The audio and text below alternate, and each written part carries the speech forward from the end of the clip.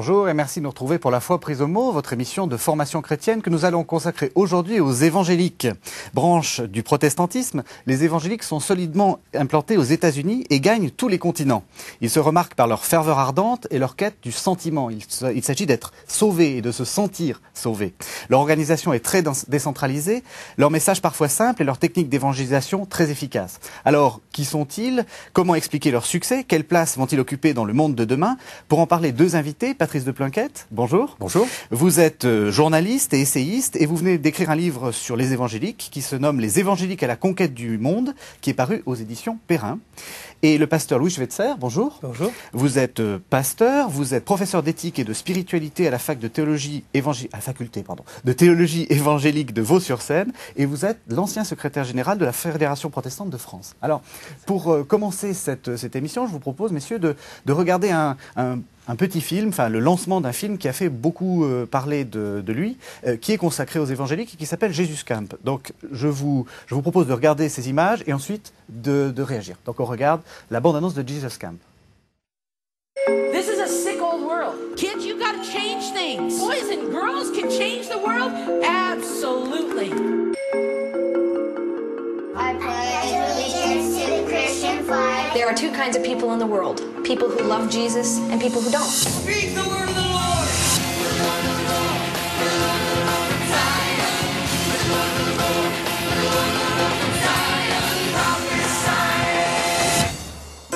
Where should we be putting our focus? I'll tell you where our enemies are putting it. They're putting it on the kids. How long have you been a Christian? At 5, I got saved. Yeah? Because I just wanted more of life. You go into Palestine and they're taking their kids to camps like we take our kids to Bible camps, and they're putting hand grenades in their hands.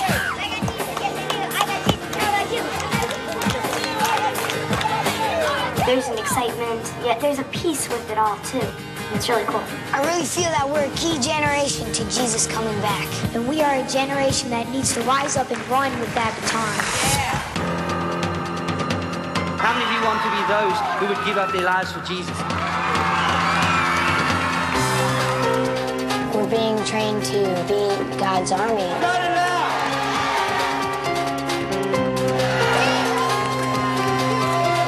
You are the beginnings of a movement. Raise up righteous judges!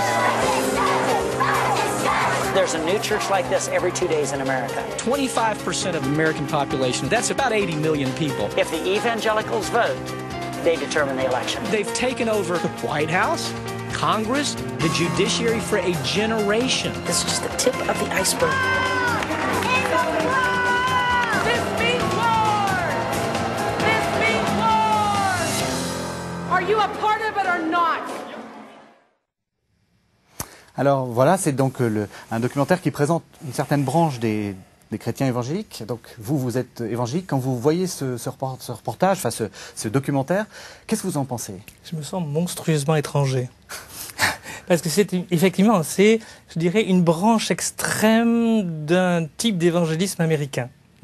Mais pour être tout à fait honnête, je ne connais rien qui ressemble à ça de près ou de loin en France.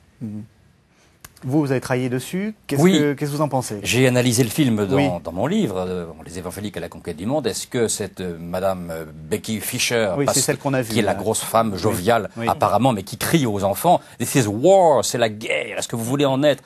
Bon, ça fait froid dans le dos, ça fait dresser les poils sur les avant-bras. Et on se dit, c'est pas de la religion, mais nous, catholiques, nous le disons, mais les évangéliques le disent aussi, certains, aux États-Unis même, on dit c'est du vaudou chrétien, ça n'est plus du christianisme.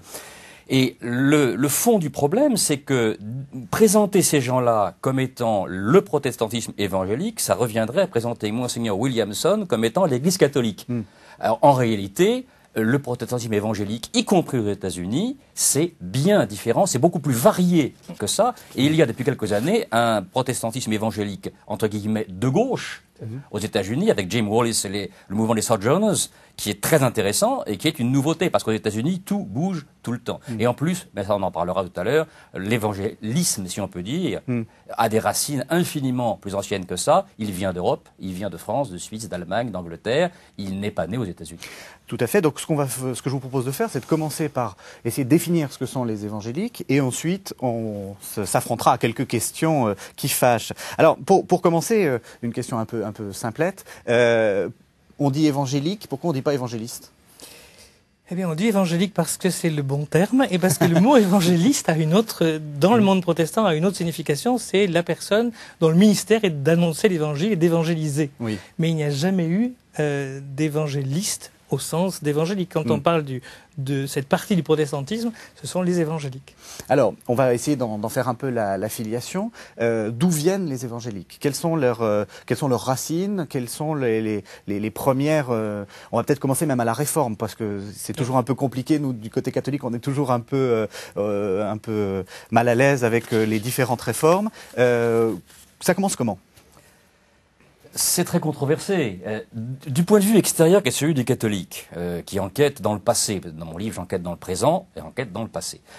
On a un peu l'impression que, pratiquement dès l'origine de la Réforme, dès 1523 à Zurich, autour de Zwingli, on voit les choses diverger. D'un côté, on a une religion plus intellectuelle, les catholiques diront une religion de papier, ça c'est un raccourci polémique.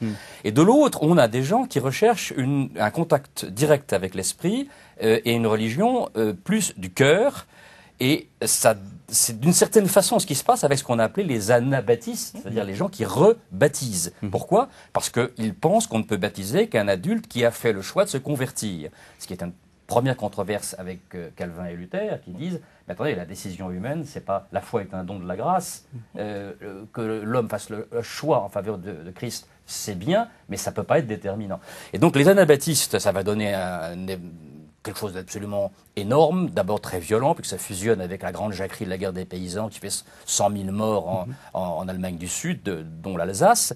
Et ensuite, on voit apparaître un anabaptisme beaucoup plus pacifique, qui rompt avec cette tradition de violence, mais qui continue à essaimer et à produire tout un tas d'assemblées, d'églises, etc., de plus en plus nombreuses, parce que le protestantisme est un régime, je dirais, de dérégulation concurrentielle totale sur le plan de la création d'assemblées. Là, je parle sous votre contrôle. Oui, moi je suis d'accord tout à fait. Pour faire commencer en tout cas les évangéliques là, je mettrai deux nuances peut-être. Première nuance, lorsqu'ils parlent de baptême de croyants, en fait, ce qui est dessous, c'est quelque chose de beaucoup plus fondamental. C'est pas seulement le baptême. C'est que jusque-là, tout le monde est d'accord, catholique, orthodoxe, ailleurs, luthérien, réformé, pour dire l'Église se superpose à la société. Tout citoyen de telle principauté, de tel canton suisse, de tel royaume appartient à telle Église. Au choix, mais c'est tout. Alors que dans la perspective anabaptiste, l'Église est la communauté des croyants. Et donc, ils sont déjà pour des églises libres, au sens séparé de l'État, et pour des églises de professants, c'est-à-dire on rentre dans cette église sur confession de foi. D'où quelque chose qui nous paraît aujourd'hui anodin, puisque je dirais toutes nos églises en France, sauf l'Alsace, mais sont des églises de ce type, alors qu'à l'époque, la différence était monstrueuse. D'un côté, vous aviez la fonction religieuse d'une société, de l'autre, vous avez un groupe de militants. Ouais. C'est là-dessus d'ailleurs que la rupture se fait avec Zwingli à Zurich, puisque lui, qui veut diriger Zurich et qui sait que la bourgeoisie de Zurich n'acceptera jamais qu'on supprime le baptême des bébés, prend parti pour le baptême des bébés, alors qu'au fond, lui-même, théologiquement, il serait plutôt d'accord avec les anabaptistes. Mais il veut gouverner Zurich. Alors, on est en Allemagne, on est en France, on a l'impression que le mouvement évangélique n'est quand même du côté anglo-saxon. Alors, il y a quand même quelque chose, une petite filiation française pour vous. Beaucoup de choses se passent au XVIIIe siècle. Il y a en effet le grand réveil de Wesley en Angleterre, qui va essaimer aux États-Unis, ça aura une importance déterminante. Mais il y a en France, et ça dans mon enquête, dans mon reportage dans le passé, j'ai été fasciné de découvrir ça, parce que je ne le savais pas. Au moment de la guerre des Camisards, vous savez ce qui se passe, Louis XIV qui veut tout uniformiser, la religion comme le reste, imagine, parce que ses intendants lui envoient des faux rapports, qu'il n'y a plus de protestants parce qu'on les a obligés à se convertir par la répression. Les pasteurs ont tous émigré, sont en Suisse ou en Angleterre, dans ce qu'on appelait le refuge ou aux Pays-Bas. Ensuite se sont levés les prédicants, c'est-à-dire des petits notables locaux, le maréchal Ferrand, le notaire, l'avocat du coin, qui se sont mis à remplacer un peu, dans la mesure du possible, les pasteurs. Alors on les a arrêtés, on les a envoyés aux galères, on en a tué, ça a été extrêmement violent. Et à ce moment-là, il n'y a plus de cadre. Et on se dit, bon voilà, le protestantisme du sud-ouest, du midi, je veux dire, particulièrement dans les Cévennes, est mort. Et qu'est-ce qui se passe? À ce moment-là, on voit apparaître ce qu'on appellera plus tard le mouvement des petits prophètes des Cévennes, c'est-à-dire des bergers, des analphabètes, qui brusquement sont saisis, ils sont des milliers, des centaines en tout cas, qui sont saisis par l'esprit, qui tombent dans une sorte de bref coma, qui se relèvent et se mettent à prophétiser. Et en quelle langue? Une langue qu'ils ne parlent pas, le français. Car ils ne parlent pas le français, ce n'est pas des gens qui savent le français. Ils prophétisent en français, et ils prophétisent de manière extrêmement biblique. Et c'est tellement impressionnant, et le fait que ces petits bergers, petites bergères, soient comme ça portés par une espèce d'élan prophétique, que même les curés cévenols catholiques disent « mais c'est du surnaturel ». Alors ils ajoutent « ça vient pas du ciel ». Évidemment, on est en pleine guerre des Camisards, bien entendu. Mais indiscutablement, ça l'est. Quand on lit ce livre étonnant qui s'appelle « Le théâtre sacré des Cévennes », qui a été publié en 1707 à Londres par un écrivain français réformé, immigré, qui s'appelait Maximilien Misson, qui était assez connu à l'époque, et qui fait ce livre qui est une enquête auprès des réfugiés cévenols, les paysans qui viennent d'arriver à Londres pour échapper à la répression Louis XIVienne, et qui sont très mal reçus par les réformés de l'émigration d'avant, qui sont des gens beaucoup plus bourgeois, beaucoup plus fortunés, beaucoup plus intellectuels, et qui trouvent que ces paysans illuminés sont très gênants, un petit peu comme les émigrés à perruque du comte d'Artois trouveront que les chouans ou les paysans vendéens sont gênants parce qu'ils y croient trop, quoi, d'une certaine façon. Et donc, pour défendre les pauvres paysans réfugiés à Londres contre les émigrés réformés qui voudraient les faire mettre en prison, carrément, pour agitation, Maximilien Misson fait une enquête. Et il fait déposer devant des magistrats anglais plusieurs dizaines de gens qui ont vécu les événements des Cévennes et qui racontent tous ces cas d'enfants de 14, 10, 9 ans, 8 ans, 5 ans, et quelquefois des bébés au berceau qui se mettent à parler. Et c'est déposé devant magistrats avec vérification, c'est une véritable enquête. C'est très impressionnant. Or, qu'est-ce qu'on constate, et j'en termine par là, les phénomènes de coma et de prophétie qui sont décrits là sont exactement ceux que l'on constate aujourd'hui dans ce qu'on appelle le pentecôtisme.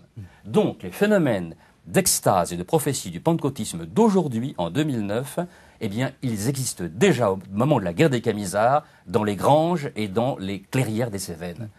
Ça, c'est tout à fait intéressant, ça montre que les choses ont des racines.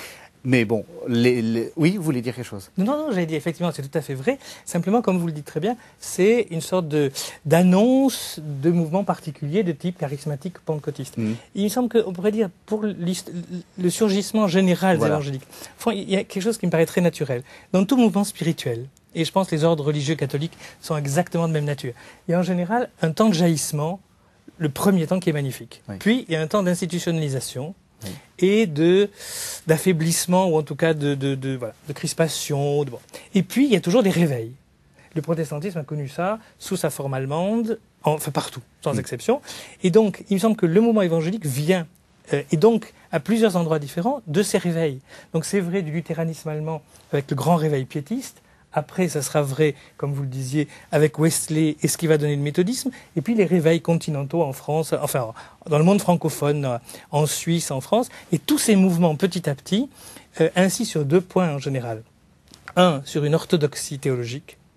Alors je ne parle pas de fondamentalisme, là on pourrait y revenir. Mais je veux dire, orthodoxie au sens où, alors que le protestantisme a connu des grands courants libéraux, très rationalisant, là, je dirais, les points fondamentaux de la foi chrétienne, la Trinité, la double nature du Christ, ça pose question à personne, là, ça va de soi. Et puis, une dimension de spiritualité forte. Alors, pas forcément charismatique. Ça, à certains moments, c'est tout à fait vrai, mais même quand le mouvement n'est pas charismatique, il y a une dimension très forte de conversion, d'expérience de Dieu, l'accent sur la prière, l'accent sur une vie spirituelle qui transforme l'existence. Et au fond, ça va apparaître depuis les anabaptistes dont vous parlez jusqu'à aujourd'hui par vagues successives et ça va former tout ça, l'histoire du monde évangélique. Est-ce qu'on peut dire que les évangéliques, c'est les réformés des réformés? À bien des égards, oui, en sachant qu'il faut prendre ce réformer au sens retour aux sources théologiques. Peut-être que les évangéliques se prennent souvent pour plus protestants que les protestants. Et aussi par rapport à la fidélité à Luther ou à Calvin, plus souvent que bien des protestants modernes qui en sont issus directement, mais qui théologiquement s'en sont éloignés. Oui, sûrement, on pourrait dire ça. Alors, on a quand même l'impression que tous ces évangéliques sont plutôt anglo-saxons, enfin que la naissance est plutôt anglo-saxonne. Quelques grands noms. Alors, pour situer un peu. On a l'impression que la naissance est anglo-saxonne parce qu'on a l'Amérique à l'esprit. Oui. Et que tout le monde a vu des westerns où on voit le preacher de prairie en train de tenir des discours enflammés à une foule de cow-boys dont certains sont également très, très pieux, d'autres se moquent d'eux, comme Lincoln, la célèbre histoire de Lincoln. Devant son prêcheur évangélique. Mais en réalité, ça a commencé au XVIIIe siècle et ça a commencé en liaison avec l'Angleterre. Et en Angleterre, c'est Wesley, et Wesley, c'est une réaction envers la froideur et le côté aristocratique, la morgue, d'une certaine façon, de la haute église anglicane, qui est une institution royale, qui est en fait une institution politique, et qui manque de ferveur, et qui manque aussi de contenu théologique, selon Wesley. Wesley n'a pas l'intention au départ de faire un schisme. Il veut revitaliser l'église anglicane. Mais il est si mal reçu par les évêques anglicans qui disent « mais qu'est-ce que c'est que ces prêches ?» Quand on entend M. Wesley avec ses convulsions et qui fait pousser des gémissements d'extase à ses foules, on regrette les bons vieux hérétiques, dit un archevêque extrêmement chic, le lord archevêque de je ne sais plus où. Bon, Wesley se trouve contraint pratiquement de fonder sa propre église. Il n'a pas voulu le faire. D'une certaine façon, Luther non plus. Il ne quittera pas d'ailleurs l'église anglicane avant sa mort. C'est après sa mort que le méthodisme va devenir indépendant. Oui, donc Wesley va donner le méthodisme. Alors on appelle ça le méthodisme, oui. comme très souvent, comme le mot chrétien a été inventé par les antichrétiens pour se moquer d'eux, le mot méthodisme a été inventé par les anglicans pour se moquer de Wesley et de sa méthode. Il l'accusait d'être crypto-catholique d'ailleurs, à cause de sa spiritualité, de son côté un petit peu retraite ignatienne. C'est assez curieux. Et là, on voit des prédicateurs wesleyens traverser l'Atlantique et aller aux États-Unis. Et là, ça prend comme un feu de savane.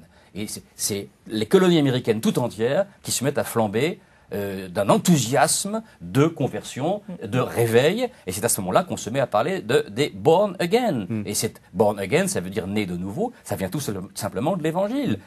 C'est le Christ qui dit si on ne renaît pas, etc. Bon, c'est donc pas du tout une invention sectaire, c'est simplement l'Évangile. Alors qu'est-ce qui distingue un méthodiste d'un protestant classique? Alors, il faut savoir que les méthodistes, là, Wesley va jouer un rôle beaucoup plus large. Le méthodisme vient, vous avez raison, tout à fait de Wesley, mais l'influence de la piété et de la pensée de Wesley va toucher le monde protestant beaucoup plus largement. Et par exemple, bien avant Wesley, vous aviez eu en Allemagne le mouvement piétiste avec Spener, qui va influencer Wesley. Et les frères Moraves. Et les frères Moraves, bien sûr, qui en découlent, qui sont une suite immédiate. Vous avez eu, dès le XVIIe siècle, donc il y a 400 ans, cette année, puisque c'était en 1709, vous avez eu la création, en 1609, pardon, vous avez eu la création des églises baptistes, qui là vont ensuite se répandre. Wesley va redonner souffle à tout ça et va effectivement apporter un type de spiritualité. Alors justement, qu'est-ce qui se distingue d'un wesleyen, on va dire, donc très très large, d'un calviniste ou d'un luthérien? Je pense une dimension beaucoup plus expérimentale, entre guillemets, de la foi, un accent non seulement sur la justification par la foi, qui est universellement acceptée par les protestants, mais sur, je dirais, le caractère transformant du Saint-Esprit. C'est-à-dire que l'accent sur la sanctification est très fort dans tout ce mouvement de réveil, et puis une volonté de communiquer l'Évangile. On n'est pas dans un monde où on est entre protestants, mais on doit annoncer l'Évangile très largement. Et Wesley a commencé à le faire d'ailleurs dans des milieux qui étaient des milieux tout à fait déchristianisés depuis longtemps. Les milieux très pauvres de la classe ouvrière naissante. C'est très social, Wesley. C'est une des raisons pour laquelle la haute société anglaise va le prendre en grippe. Oui, tout à fait. Alors, on va faire un autre, parce qu'on ne va pas pouvoir parler de tous les mouvements, mais j'aimerais aussi qu'on parle du pentecôtisme, parce que ça fait partie de cette nébuleuse évangélique. Alors là, c'est un peu plus après Wesley, donc Wesley 18e siècle, le pentecôtisme c'est un peu après, et alors là c'est franchement aux États-Unis. Ça naît à Topeka, Kansas, quand un groupe d'études bibliques animé par un pasteur qui est lui-même la énième génération, une espèce de surenchère à la recherche du feu de l'esprit, parce que expérimenter le feu de l'esprit c'est bien, mais il faut l'expérimenter encore plus. Et là, il y a une espèce de mouvement de surenchère qui donne le pentecôtisme, c'est-à-dire le sentiment que l'Esprit fond sur vous et qu'il s'empare de vous, et comme disaient les Actes des Apôtres à de nombreuses reprises, il fait parler en langue, et le parler en langue, le fameux parler en langue, devient un peu la pierre de touche, le test de l'arrivée de l'Esprit sur le converti, qui est en train de renaître de nouveau. Donc les images que l'on a vues du petit enfant là qui était en convulsion, c'est tout à fait ce genre de pratique. Alors ce petit enfant, contrairement à ce qu'on pourrait croire, il aurait pu être un petit berger sévenol en 1701. D'une certaine façon, oui, il est au sol et il a des convulsions. Il va se relever, il va se mettre à prophétiser. C'est ce que raconte Maximilien Misson dans son livre sur le mouvement des petits bergers des Cévennes. Mais la récupération politique qu'on a là, c'est autre chose. Oui. D'une part, et d'autre part, je dirais là, il peut y avoir effectivement des phénomènes de convulsion, de transe, etc., dans des milieux extrêmes. Mais pour beaucoup de pentecôtisme, le parler en langue ou le don de prophétie, etc., se passe dans dans une grande sérénité, pas dans une excitation, enfin, ou éventuellement un enthousiasme, mais pas de ce type. Alors, est-ce qu'un pentecôtiste peut aller dans une église méthodiste? Est-ce qu'un méthodiste peut aller dans une église pentecôtiste? Et quelles sont les différences qu'il y rencontrerait? Alors ça, il faut d'abord savoir que les évangéliques sont un ensemble d'églises et d'organisations très variées, mais que ces églises ne sont pas les unes contre les autres. C'est-à-dire que la plupart du temps, quand vous allez en France, quand vous allez dans une église évangélique, les gens qui sont là n'ont pas une conscience aiguë d'être baptistes ou pentecôtistes ou ceci ou cela. Ils sont chrétiens, ils sont là dans cette église-là parce que souvent c'est la plus proche, parce que pour des tas de raisons. Donc, si vous voulez, ce n'est jamais une église au sens refermé du terme, c'est comme une confession particulière, mais les gens peuvent passer de l'une à l'autre sans difficulté. Alors la différence, il y a une grande différence, au fond, la grande différence, c'est dans le monde évangélique, on pourrait dire les évangéliques classiques, qui sont des évangéliques où on va mettre l'accent fortement sur l'écriture, la parole de Dieu, la prière, mais tout se passe de manière, je dirais, très paisible, très régulée, et d'une certaine manière, même si l'émotion joue un rôle assez intellectuel quand même. Et puis, de l'autre côté, vous avez la dimension pentecôtiste et charismatique, avec des nuances encore, où là, il va y avoir un désir d'expérimenter de manière plus directe l'œuvre de l'Esprit. Donc là, vous avez deux tonalités. Mais il ne faut pas imaginer deux mondes avec une frontière au milieu, mais plutôt un dégradé entre, à l'extrême, je dirais, une église de type charismatique extrêmement chaude, extrêmement forte, avec beaucoup de bruit, beaucoup de convulsions, etc. Et puis l'autre, une église absolument sereine et calme. Vous avez le dégradé complet, et vous avez beaucoup de charismatiques très paisibles, et vous avez sûrement des classiques, des évangéliques classiques qui sont quand même enthousiastes. Voilà. Donc on a bien compris, il y a des différences, mais tout cela vient, comme vous l'avez dit, des Cévennes, méthodistes, pentecôtistes. J'essaie de rappeler un peu les différentes choses. Maintenant, j'aimerais maintenant qu'on a une définition un peu précise des évangéliques, j'aimerais poser quelques questions qui fâchent. Et la question qui paraît la plus évidente lorsqu'on voit Jesus Camp, c'est vraiment de se poser, est-ce qu'il n'y a pas un fonctionnement sectaire? Est-ce que les évangéliques ne sont pas des petites sectes qui sont peut-être perméables les unes aux autres? Mais est-ce que vous, qui avez fait cette enquête, vous avez eu cette impression-là? Alors, étant journaliste de métier, j'ai aussi autrefois fait des enquêtes dans les sectes. Et je peux vous dire que je sais ce que c'est qu'un sectaire. Le sourire mécanique, le boniment appris par cœur et récité également mécaniquement. Or, c'est exactement le contraire des contacts humains que j'ai vécu au cours de cette année d'immersion. J'ai passé une année entière, j'allais au culte évangélique le dimanche matin et le samedi soir et le dimanche soir à la messe catholique, c'est-à-dire que j'avais des week-ends très pieux. Et donc, j'ai rencontré dans ces innombrables cultes que j'ai, si j'ose dire, mis au banc d'essai, j'ai vu des choses extraordinairement sympathiques. J'ai vu quelque chose de très inquiétant, on pourra en parler tout à l'heure, mais qui, de toute évidence, était théologiquement sulfureuse, qui était, de toute évidence, des voies de sortie qui s'éloignaient du christianisme. En revanche, j'ai rencontré, dans les assemblées évangéliques, une chaleur humaine, une gentillesse spontanée, une foi spontanée. C'était pas du par cœur, c'était pas du plaqué. Quand j'arrive dans une église pentecôtiste, dans la banlieue de Mulhouse, dans un hypermarché, il y a 2000 personnes, je m'assieds à côté d'un barbu d'une trentaine d'années, genre cadre moyen, qui m'embrasse sur les deux joues en me disant « Je te salue, mon futur frère du ciel ». Alors, je veux dire que dans une paroisse catholique, ça m'était jamais arrivé, et c'est peut-être pas près de m'arriver. Et de toute évidence, c'était pas du chiquet. Il le faisait, d'abord par gentillesse, il le faisait par amour chrétien, et il le faisait par foi, tout simplement. Et je dois dire qu'effectivement, dans cette église, la porte ouverte chrétienne de Mulhouse, pour ne pas la nommer, celle des Peter Schmidt, le vieux papa Jean et son fils Samuel, qui avaient été très attaqués par l'église réformée d'Alsace-Lorraine il y a une dizaine d'années, qui avaient fait des textes très polémiques, se disant c'est du charlatanisme, ils prétendent qu'ils ressuscitent les morts, c'est pas bien du tout, c'est la trahison de la réforme. Eh bien, j'ai vu durant un dimanche entier une assemblée extrêmement sereine, avec d'ailleurs très peu de chants en langue, et en effet, toutes les pratiques de chants en langue que j'ai vues dans toutes les assemblées pentecôtistes que j'ai fréquentées étaient toujours très sereines. Je n'ai jamais vu d'excitation, ni d'énervement, ni rien de ce genre. Et puis j'ai vu cet après-midi de dimanche-là 40 baptêmes d'adultes dans l'après-midi par immersion totale. Et ça, c'était particulièrement impressionnant. 40 baptêmes d'adultes. Alors évidemment, pour un catholique, c'était un petit peu étonnant parce qu'il y avait un côté en même temps jeu télévisé, parce que les 40 étaient en robe blanche rassemblés sur le podium. Samuel Peter Schmidt allait les chercher avec le micro, elle les amenait devant. Et alors, pourquoi demandes-tu le baptême? Alors il y avait un côté un petit peu, oui, show télé. D'ailleurs, les gens s'y prêtaient avec beaucoup de bonne grâce parce qu'aujourd'hui, Monsieur Dupont, Madame Durand, il est sur un plateau de télé, il le fait très spontanément. Monsieur Plinquette aussi. C'est la culture moderne, mais ceci n'est pas un show. Ceci n'est pas un show. Et après ça, il les emmenait vers une sorte de baptistère à l'arrière du podium. Et là, ça devenait un petit peu gênant parce qu'il y avait des caméras sur le baptistère et on voyait reproduit en gros plan sur les écrans géants la dame de 40 ans, plongée par le pasteur, je te baptise dans la mort, alors la tête dans l'eau et la résurrection de Jésus-Christ sortie de l'eau. Et là, la figure de quelqu'un qui vient de vivre ça porte une expression indicible. Et on regrette de le voir sur grand écran parce qu'on est un peu aux limites du voyeurisme spirituel.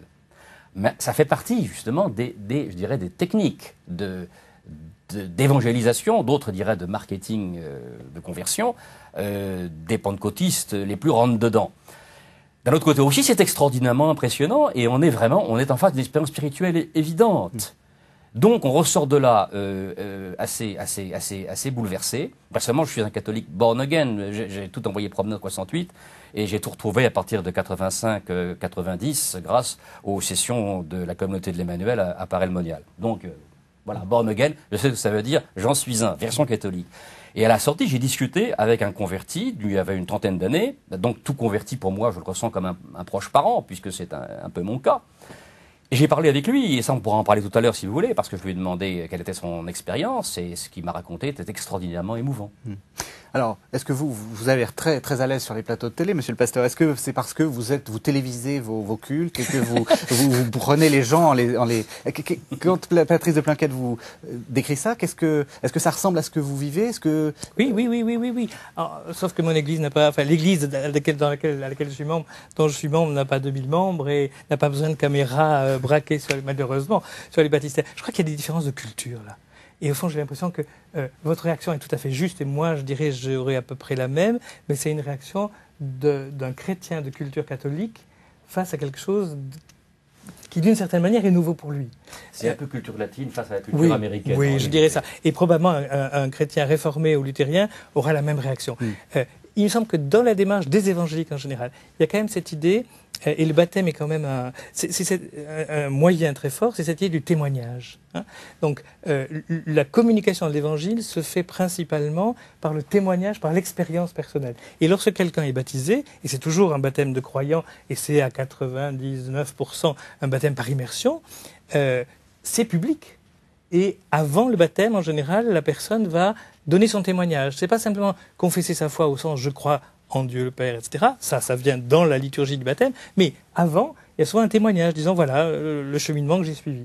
Et il me semble que dans l'enseignement qui est transmis, la diversité des témoignages, des uns avec une conversion un jour, une heure, pascalienne, voilà, pleure de joie, et puis l'autre qui dira « mais moi, c'est une évolution qui a duré 5 ans et petit à petit ». Et cette diversité, elle communique énormément d'enseignements, j'ai l'impression, dans les églises. Alors que dans des grandes églises, avec un peu de forme, on met les caméras, etc., ça peut choquer, effectivement. Et alors, certains charismatiques, autant vous avez trouvé des évangéliques, je dirais, très protestants français, pudiques, exprimant avec une relative difficulté leurs sentiments, autant vous avez chez les pentecôtistes, effectivement, Alors j'ai appris, selon les lieux où je vais, la bise est plus facile dans certaines églises que dans d'autres. Ça, c'est de la culture. Voilà. Mais alors, est-ce que, parce que vous êtes professeur de théologie, vous êtes professeur d'éthique, là, je pense que tout le monde intellectuel ne vous est pas étranger. Est-ce que ça ne vous dérange pas, ce primat du témoignage, qui est une sorte presque de refus de tout intellectualisme et qui autorise toute déviation? Mais alors je dirais pas ça du tout,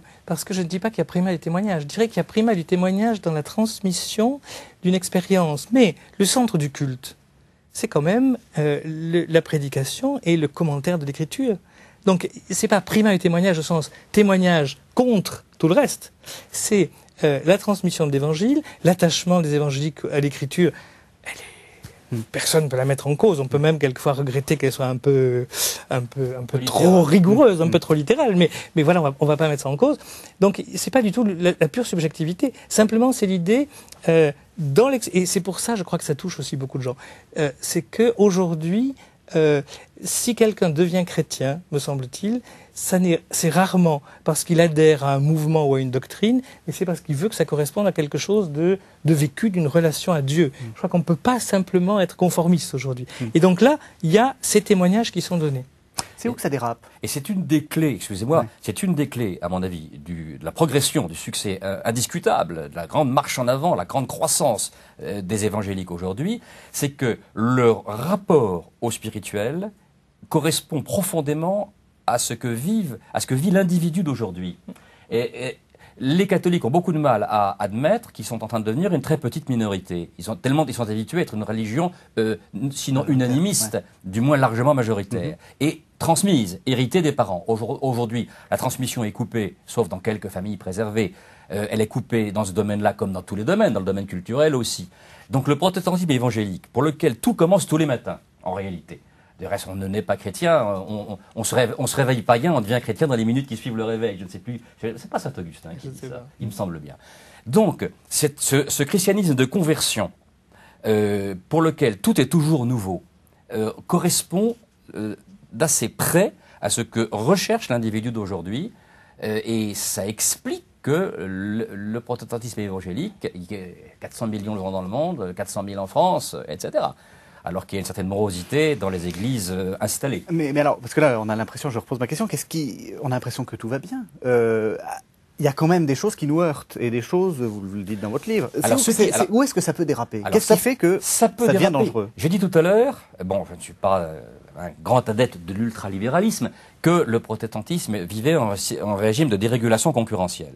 Dans le pentecôtisme, et dans ce qu'on appelle le néo-pentecôtisme, c'est porté un petit peu à l'extrême. Je veux dire qu'il y a des communautés, des assemblées, quelquefois qui ont beaucoup de monde, et dont les pasteurs sont quelquefois autoproclamés, dont la formation est très sujette à caution, ou alors qui ont été bien formés, mais qui, parce qu'ils ont senti un truc, je dirais une idée, une niche commerciale, si j'ose dire, ont oublié la formation qu'ils avaient reçue, et sont basculés dans ce qu'on appelle l'évangile de la prospérité, qui se prétend être une théologie, qui en fait est une déformation du christianisme à partir de la notion de la puissance divine.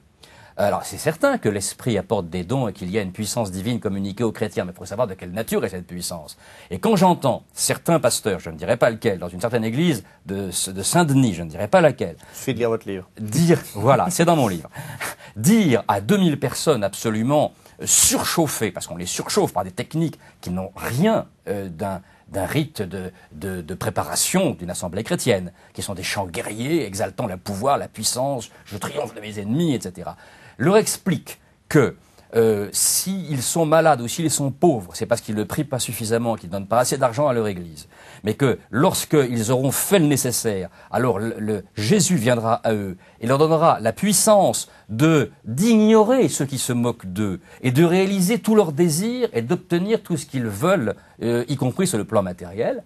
Là, on est dans une véritable technique, je dirais, de manipulation de la foule. Surtout lorsque le pasteur est un blanc et qu'il a à ses côtés un invité américain qui est un blanc aussi, et qu'il tient ce discours à 2000 noirs, soit africains, soit antillais, des cités de Seine-Saint-Denis, qui sont des gens pauvres. Et là, il est bien évident qu'on les pousse dans une direction qui n'est plus le christianisme, qui est autre chose. Et il leur faut d'ailleurs beaucoup de bonne volonté et de bon tempérament, de gentillesse profonde, pour être aussi gentil à la sortie du culte qu'ils l'étaient avant. Et ça, je l'expérimente, j'ai parlé avec eux avant, j'ai parlé avec eux après. Et j'ai découvert que les petites familles sénégalaises ou ivoiriennes de la cité d'à côté qui étaient venues là, qui étaient tellement gentilles avant, sont toujours aussi gentilles après. Et donc les cris, je dirais, belliqueux du pasteur n'avaient peut-être pas produit un aussi mauvais effet que le témoin passé là, venant de l'extérieur, pourrait le craindre. Il faut faire confiance en l'homme tout de même. Il n'est pas si manipulable que ça. Théologiquement, c'est pas admissible de convoquer la puissance de Dieu. Oui, mais je suis d'accord. Simplement, ce que je voudrais souligner, c'est que voilà, le protestantisme, dans son ensemble, et évangélique en particulier, je dirais, paie le prix, là, de sa liberté. C'est-à-dire qu'il y a une très grande variété de dénominations, de confessions, et dans ces dénominations, en général, il y a peu de problèmes, parce qu'il y a des régulations qui se font. Les pasteurs sont nommés par d'autres, il y a des études de théologie, etc. Et puis vous avez beaucoup d'églises, un certain nombre d'églises complètement indépendantes. Et là-dedans, effectivement, il y a un certain nombre de pasteurs qui ont plus de charisme au sens sociologique du terme qu'au sens théologique, et qui ont une formation théologique à peu près nulle, mais une grande compétence de marketing et de commercial. Ça c'est vrai. Ce que je voudrais dire, c'est que ce que je ne voudrais surtout pas, c'est qu'on assimile le monde évangélique à ça. Comme si on prenait dans le catholicisme le petit bout le plus extrême et qu'un protestant dise voilà le catholicisme. Mais non, ça ce sont des dérapages. Alors j'aurais envie de dire autre chose, c'est que les évangéliques se soignent, si j'ose dire. Je veux dire par là que pendant très longtemps, il n'y a eu aucune régulation. Il y a eu des régulations, mais église par église. Donc des églises indépendantes faisaient en gros ce qu'elles voulaient. Maintenant, il y a quand même une volonté avec le Conseil national des évangéliques de France, enfin, avec des structures, d'essayer de retrouver des cadres pour réguler un peu. Et ça, je crois que ça sera effectivement... Parce que vous avez été secrétaire général de la Fédération protestante, donc ça veut dire qu'en tant qu'évangélique, vous êtes admis. Et d'ailleurs, le pasteur Batti, qui est évangélique, et le président de la Fédération protestante. Donc vous avez dû probablement être confronté à ce genre de problème. Et alors qu'est-ce que vous faites? Vous prononcez pour être honnête, on est peu confronté à ce genre de problème parce que les évangéliques, il y a un tiers des évangéliques français à peu près qui sont dans la Fédération protestante. Et les évangéliques qui sont dans la Fédération protestante sont rarement... Ils ne sont pas de cette sorte-là. Mais non, sont rarement ceux qui posent le plus de problèmes. Et ceux-là se gardent bien d'adhérer à une structure. En général. Voilà. Du reste, par exemple, si vous regardez, il y a un danger pour les églises pentecôtistes africaines qui est de se replier sur la communauté, ce qui est d'ailleurs le penchant africain normal. L'unité de base, c'est le groupe, c'est pas l'individu.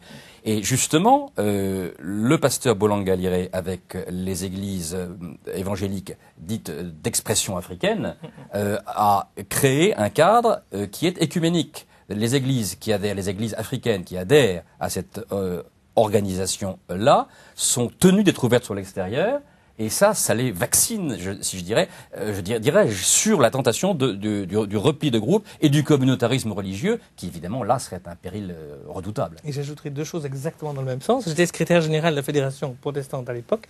Ces églises qui rentrent dans la communauté d'églises d'expression africaine sont dans la Fédération protestante de France. Et les pasteurs, qui sont souvent des pasteurs qui n'ont pas eu de formation, suivent maintenant soit la faculté de théologie protestante de Paris, soit la faculté de théologie évangélique de Vaux-sur-Seine, des cours qui sont des cours spéciaux groupés pour pouvoir leur permettre à la fois d'exercer leur ministère et puis 2 mois par an ou 2 fois 15 jours d'avoir des cours de théologie pour justement non seulement leur permettre d'avoir une meilleure théologie, ce qui est bien pour leur ministère, mais aussi ce qui leur permet d'entrer en relation avec les autres et de pouvoir dialoguer avec les autres églises beaucoup plus facilement. Parce qu'à Vaud, vous avez que des évangéliques? La faculté est évangélique. Oui, mais quel est votre public? Alors, c'est en majorité des gens venant des églises évangéliques qui veulent se former pour devenir pasteurs quand même, la plupart du temps. Alors ça va, quand on atteint les niveaux de doctorat, c'est aussi beaucoup de gens qui viennent d'ailleurs, d'Afrique, d'Angleterre, des États-Unis, etc. Ils ont quel âge à peu près? Très varié. Très varié, parce que vous avez des gens qui sortent du bac, qui ont une vocation. Du bac c'est rare, mais en tout cas qui viennent très vite. Et puis vous avez des gens qui sont médecins, qui ont été profs, qui ont eu une vocation et viennent se former, ou des gens d'ailleurs qui viennent se former pour être plus efficaces, on pourrait dire, dans le ministère qu'ils exercent dans leur église, mais sans du tout être pasteurs et en continuant leur profession. Alors, en vous écoutant tous les deux, là, je trouve que tout va bien. On est dans un irénisme parfait. Le film Jesus Camp semble dire que les évangéliques tenaient la Maison-Blanche au temps de George Bush et qui voulaient exercer leur emprise sur le monde. Est-ce que c'est vrai? Alors, ce qui est vrai, c'est que toute une partie du protestantisme évangélique américain a cédé à la tentation de la politique durant la décennie Bush. Et ça posait même un problème théologique, parce que la phrase qu'on retrouvait sans arrêt sur leurs lèvres, c'était « le fait que Bush soit un born-again », bon, puisque paraît-il il l'est, parce que vous en doutez. Je ne sais pas. Le fait, mais David Couot, lui, en doute, et je parle dans mon livre David Couot. C'est son conseiller, c'était son conseiller qui a fait un livre pour dire ils nous ont eu, ils nous ont manipulés, ils se sont servis de nous comme d'une piéta, et en fait ils nous méprisaient. Bon, enfin, c'est un autre problème. Mais la tentation de dire que le fait que le président des États-Unis appuie au moins verbalement nos revendications, crédibilise le christianisme, c'est théologiquement indéfendable. Le christianisme ne se crédibilise pas par le fait qu'un chef d'État y adhère ou n'y adhère pas. Constantin, on était très content qu'il nous aide, mais globalement. Mais personne dans la théologie des pères de l'Église, des pères latins et des pères grecs, n'a jamais dit que le fait que Constantin se soit converti, à quoi d'ailleurs, problème, oui, lui-même, crédibilisait la bonne nouvelle. En aucun cas. Ça apportait à l'Église une institutionnalisation, mais ça n'apportait rien dans le domaine de la crédibilité religieuse, bien entendu. Si Constantin s'est converti d'ailleurs, c'est parce que la crédibilité religieuse du christianisme avait déjà gagné tout l'Empire. Il s'est converti en grande partie aussi par intérêt. Donc, l'idée des évangéliques de droite, dirais-je, pour faire court, aux États-Unis, que le soutien de Bush crédibilisait la foi chrétienne est une hérésie dangereuse. Et c'est contre ça d'ailleurs que les évangéliques contestataires, Jim Wallis et les autres, se sont dressés en disant cet amalgame entre la foi chrétienne et le parti républicain est une absurdité pour tout un tas de raisons. J'explique dans mon livre leurs raisons et c'est très bien. Ils argumentent très bien et on voit apparaître un nouveau courant de l'évangélisme aux États-Unis qui est un courant contestataire, très social, écologiste, très peu libéral sur le plan économique et tout à fait opposé au parti républicain. Et ça, c'est une nouveauté. Vous pouvez dire que ça a commencé, il me semble, avec Reagan, où il y a eu la prise de conscience que tout un courant évangélique, l'aile droite dans tous les sens du terme, souvent, et politiquement et théologiquement aussi, s'est rendu compte qu'il était devenu puissant. Et c'est vrai qu'à travers l'évangélisation, ils avaient développé des chaînes de radio, des chaînes de télévision qui finalement pouvaient devenir des relais de propagande, enfin, de publicité politique. Et puis, il y a eu de l'autre côté toute une aile néoconservatrice, pas forcément chrétienne, mais qui a pris conscience qu'il y avait un réservoir de voix. Souvent, d'ailleurs, ces gens-là étaient plutôt des abstentionnistes avant. Et donc, il y a eu l'alliance objective, si j'ose dire, entre ces deux courants. Et déjà, ils ont eu conscience de se faire rouler par Reagan. Après, j'ai l'impression que ce qui s'est passé, c'est ce qui s'est passé souvent quand même. Vous savez, le christianisme, il me semble, quelle que soit l'Église, a quand même eu tendance à être lié au pouvoir quand il l'a pu. Et là, c'était un peu divine surprise. Pour vous aussi? Pas du tout. Pas du tout. Pas du tout, parce que justement, d'une part, les Français étaient très gênés pour des tas de raisons. Les Français et beaucoup d'autres dans le monde. Parce qu'ils avaient conscience... Vous avez approuvé la guerre en Irak? Non, justement. Et je donne acte au pasteur Schweitzer dans mon livre qu'il a désapprouvé la guerre d'Irak et qu'il a souligné, vous avez souligné, et je le lis dans mon livre, que les évangéliques français avaient réagi comme la moyenne des Français, c'est-à-dire en condamnant cette guerre. Donc les évangéliques sur le plan de la guerre américaine dans le monde sont comme tous les autres Français. Ils ne sont pas une courroie de transmission de la CIA. Alors il nous reste 8 minutes exactement et j'aimerais poser une question autour du fondamentalisme. On l'a un peu évoqué. Vous avez un culte, on peut dire, particulier pour la Bible, enfin, ou une vénération particulière pour le texte. Est-ce que vous êtes fondamentaliste? Non. Alors, vous, c'est moi ou c'est les évangéliques? Non, vous. Si c'est moi, non. Est-ce que vous avez une tentation à être fondamentaliste? Et pourquoi est-ce que certains ont cette tentation? Mais pas trop. Alors, quand vous dites une vénération pour le texte, je ne dirais pas ça. Oui. Les évangéliques sont des protestants. Donc, ils ont cette référence au sola scriptura, l'écriture seule, donc comme étant le fondement et le critère absolu de la théologie et de la pensée chrétienne et de la spiritualité, etc. Alors, ils sont, parmi ces protestants, des protestants orthodoxes. Donc, ils croient à l'autorité de l'écriture. Et je dirais que pour la plupart des évangéliques, ils croient à l'autorité de l'Écriture de manière intelligente. Je veux dire par là que ça n'empêche pas d'utiliser tous les moyens possibles pour comprendre vraiment ce que veut dire effectivement l'Écriture. Et puis, vous avez eu tout un courant, qu'on pourrait dire une aile droite du monde évangélique, pour lesquels, je dirais, ce même respect de l'Écriture allait de pair avec une absence ou une faiblesse, en tout cas, de culture théologique.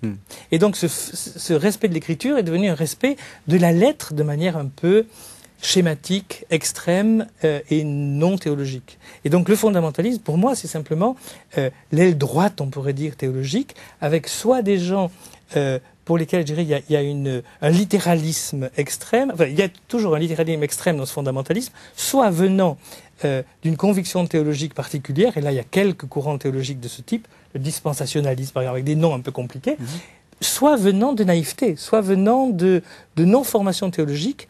Et donc, puisque l'Écriture a autorité et parole de Dieu, alors on le prend à la lettre, mais sans forcément comprendre qu'il s'agit d'un livre dans l'histoire, et que si on veut le comprendre justement, il faut le comprendre dans son contexte. Parce que vous, dans votre livre, vous avez reproduit des extraits de blogs donc, sur Internet. Oui. Et on sent qu'il y a un certain fondamentalisme et on s'en voit des citations d'écriture à la figure. Sur un certain blog évangélique, mais vraiment extrême, une quarantaine de gens polémiques pendant près de 6 mois autour de visions que l'une d'entre elles dit avoir eues, qui est une interprétation de l'un des chevaux de l'Apocalypse.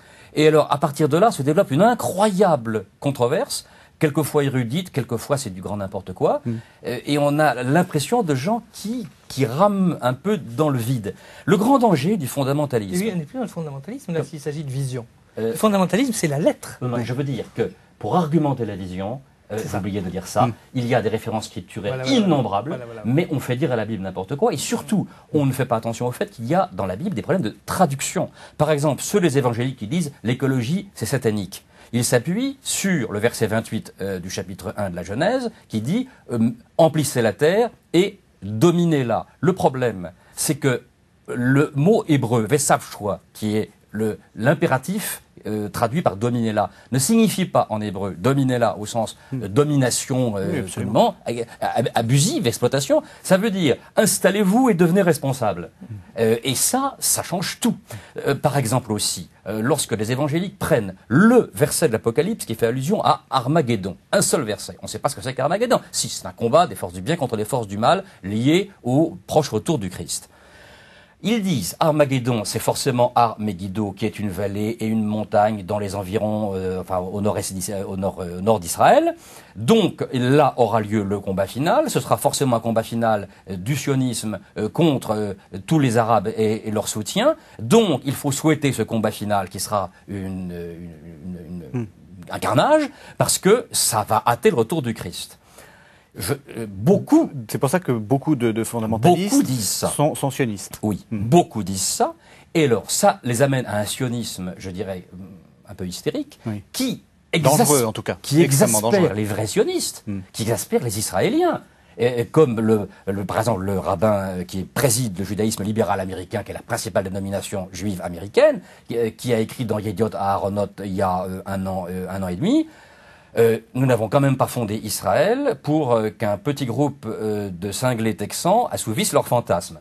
C'est dur comme polémique, mais c'est comme ça que les juifs pieux et érudits prennent l'énervement de ces fondamentalistes qui se prétendent ultra-sionistes, mais leur sionisme, c'est un sionisme de synthèse.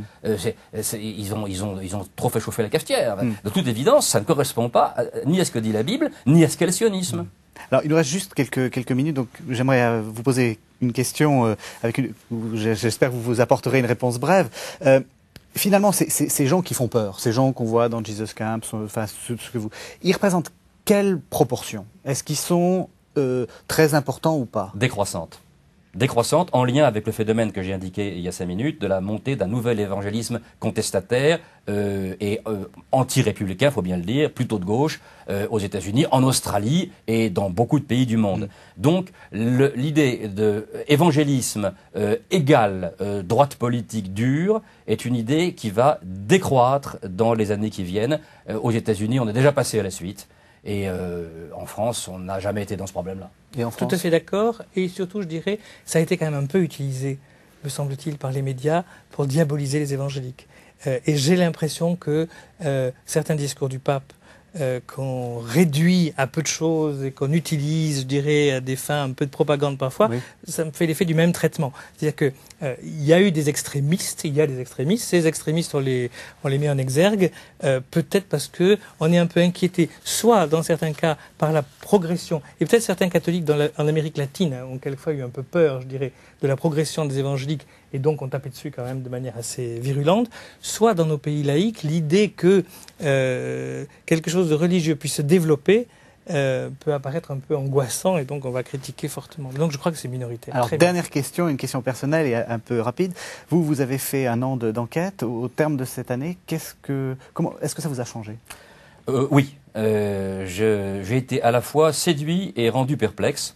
En tant que catholique, j'ai été impressionné par les leçons à en tirer, parce que ces assemblées, d'abord souvent très nombreuses, beaucoup plus jeunes que les assemblées paroissiales catholiques, et beaucoup plus pauvres que les milieux sociaux qu'on rencontre de plus en plus à la messe du dimanche. Ça dit quelque chose de notre époque. Ça dit également quelque chose de la nécessaire refonte, de la réflexion indispensable chez les catholiques pour revitaliser la paroisse, car la réponse catholique, ce n'est pas d'imiter des techniques de marketing évangélique, c'est de revitaliser la paroisse. Et ça passe par ça j'en suis convaincu, par la redécouverte de l'adoration eucharistique, qui est le vrai trésor, qui est la vraie source catholique. Et ça, là, ça c'est le problème de l'Eucharistie qui, évidemment, nous sépare des confessions protestantes. Et vous, pourquoi est-ce que vous êtes encore évangélique ? En quelques mots. Parce que je suis devenu aussi, donc c'était quand même par conviction. Alors ce que je crois profondément, c'est que les évangéliques apportent, je dirais, toute une dimension du christianisme qui me paraît vitale, essentielle, etc. au protestantisme. Ce que je crois, c'est que toute la dimension de relations œcuméniques, je crois que les évangéliques apportent aux églises institutionnelles ce qui leur manque, et ont besoin de recevoir de ces églises ce qui manque aux évangéliques, au niveau tradition, etc. Merci à tous les deux. Merci beaucoup de nous avoir fait découvrir les évangéliques. On se retrouve la semaine prochaine pour un nouveau numéro de La Foi prise au mot. Merci.